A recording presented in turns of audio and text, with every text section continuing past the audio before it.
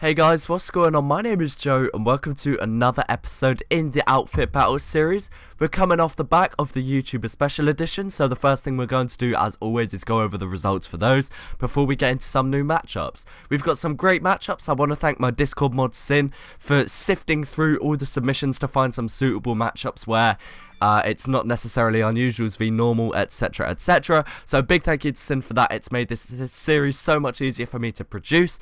And yeah guys, without further ado, let's get into the results from the YouTuber special. So in round 1, we saw Flair's Demo Man face off against Surny's Demo Man. Flair's Demo Man ended up winning with 147 votes in comparison to Surny's 125. 272 votes were cast in total. Up next, of course, we had the Medic round, where we saw Medi Excalibur 2012 face off against Medic Man's Medic loadout.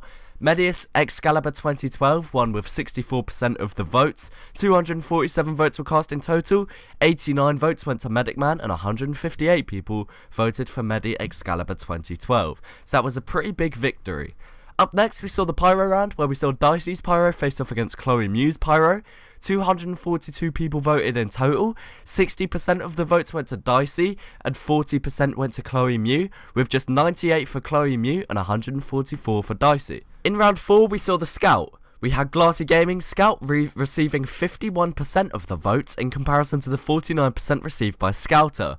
In total, 239 votes were cast, 122 of which went to Jimmy, and 117 went to Scouter. A very, very close match indeed. Round 5, we saw the Spy, where we saw Woolen face off against Zoolander. There were 261 votes cast in total, Woolen receiving 161 votes, in comparison to Zoolander's 100. This means Woolen won by 62% in comparison to Zoolander's 38. Guys, just before we get into this video, this sounds really bad, but I just want to plug, if for those of you who missed it, I did make an Instagram. I'm going to be trying to post on there super frequently, and I'm even going to be doing some TF2 giveaways, so if you guys can follow that, that would be hugely appreciated. And without further ado, let's get into the first matchup of the episode. So this first matchup features two of the cutest Pyros I've ever seen. First, we've actually got the Pyro belonging to Dizzy, which features a Pyro the Flame Deer, a Sub-Zero suit, and a Miami Knights Brigade helm.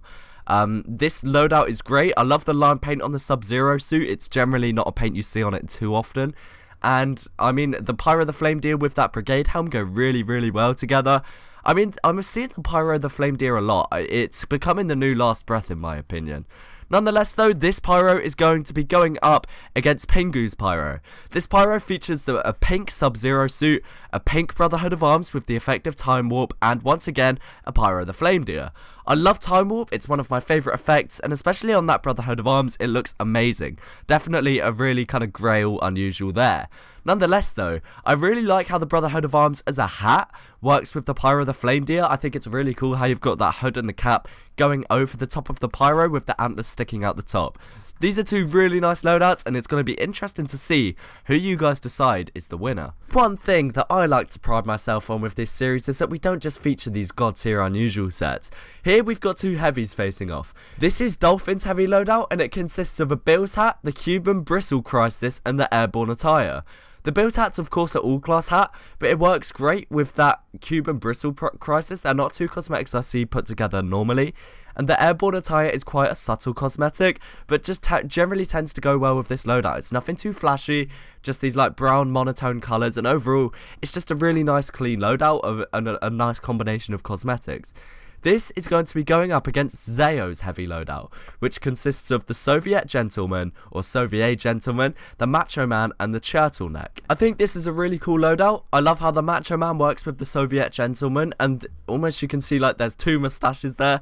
I think the Soviet Gentleman slightly is more dominant in terms of mustache. I think the turtleneck works really well with these two cosmetics, and those ripped sleeves really does give this loadout much more of like a rough theme. Overall, this is definitely a really nice loadout. It's very themed, and it's going to be interesting to see who you guys vote for. But let's get back onto the unusuals now, and here we have two absolutely insane medic loadouts. First off, we've got this medic loadout which belongs to Crippling Depression, was his name in the Discord server. This loadout consists of a burning or scorching Das Übelstmann, a strange heat of winter, and a burning or scorching gauzed gaze. I'm not sure which one has the effect, but essentially it's a burning plus scorching combo. I think the white paint on the Das Uber, etc., I'm not going to say the rest of the word, is really, really nice, especially with the gauzed gaze. I think the gauzed gaze works perfectly in terms of like the face mask and the glasses working well with the hat itself. And the heat of winter is probably one of my favourite medic cosmetics anyway. I really like how the cosmetics work together, and burning plus scorching is a really, really cool effect combo. It'd be interesting to see in-game to see if one effect overpowers the others. But don't be convinced just yet. This medic loadout is going to be going against SkyTheMagicGuy, which consists of a green energy or purple energy, once again, unusual Das Uber, etc. And this is also white painted and specialized kill streak, and a purple energy or green energy blighted beak with a strange medical mystery. So these two matchups are essentially going to be which effect combo is nicer. I think that's how it works for me anyway. But in terms of looking away from the effects and the loadout itself, I think the blighted beak works really, really well with that medical mystery. I think that's a really nice combo, and even the Uber as well. I think it's a much more formal loadout. It is definitely more orientated around like the kind of formal. It almost gives me vibes of like a 60s film. I don't know if it's just me that thinks that, but that's just the kind of vibes I'm getting from it. I think the white energy is a great like classic effect, and overall it's going to be interesting to see what you guys vote for once again. And whilst we're on the topic of the white, let's look at this scout loadout. This scout loadout belongs to Cope 1 and consists of a flapjack, a cold snap cap, and a white bruiser's bandana, all of which are painted white, with the effect of Blizzardy Storm on the cold snap cap. I don't normally see the flapjack used a lot, and with that bandana as well, I think they look really good together. The white paint on the cold snap cap looks really, really good, especially with that white Blizzardy Storm effect, and it's just really clean. Like the cosmetics work well together, the paints work well, even the effect works well. It follows a very kind of strict dress code, and overall, it's really, really cool. I really like how the colours work together. This is going to be going up against the scout loadout belonging to Giumuscul. Apologies if I pronounce that wrong. It consists of a Miami Nights runner's warm-up, a airborne attire, and a snow wing. Now, he's got orange paint on the runner's warm-up and the airborne attire, which I think is great. I really like how the orange paint works with the Miami Nights and the bright lights kind of coming off. I think the colours work well together, and the orange paint on that airborne attire really does go with the runner's warm-up. The snow wing is painted black as well, which almost emphasizes that orange paint and the bright colors of the Miami Nights. So definitely, once again, a very like color orientated loadout, and it's definitely going to be really interesting to see who wins, because it should be pretty close if I had to make an estimate. But guys, coming up next, we've got another crazy loadout competition. We've actually got this soldier loadout, which belongs to Captain Butters. This consists of a Scorching Flames Tyrant's helm, and I also believe that the beard thing is the mutton chops painted black along with the black painted Tyrant's helm, and there is a Haunted Phantasm Soldier's Requiem. Now, the green of the Scorching Flames goes perfectly with that Phantasm on the Soldier's Requiem taunt, and the black paint of the beard goes perfectly once again with the black paint of the Tyrant's helm, and I just think the colours work so well together in this loadout. I'm really curious as well to see what the other effects on those unusual taunts are, but it's definitely a great looking loadout. This is going to be going up against not Aliasing's soldier loadout, not Aliasing's, yeah, so you can see all his cosmetics have his name in. This consists of a green energy jumper's Jeep cap, a strange Antarctic Parker I think it is, and a strange Cuban bristle crisis. This also is combined with a Haunted Phantasm once again on the Fanfare taunt. I think the white paint of the Antarctic Parker goes perfectly, like it really does kind of contrast with the green of the green energy.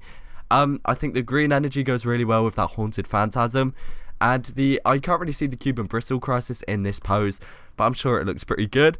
Nonetheless though, these are two really cool loadouts, and I'm really curious, like, do you think the Scorching Flames is going to overcome the green energy, or do you think the green energy goes better with the Phantasm? That's not up for me to decide, but it's going to be pretty cool to see who ends up winning. Two very nice loadouts in their own respect, using paint and effect to their own advantage. And for the last matchup of this video, guys, we've got the Spy.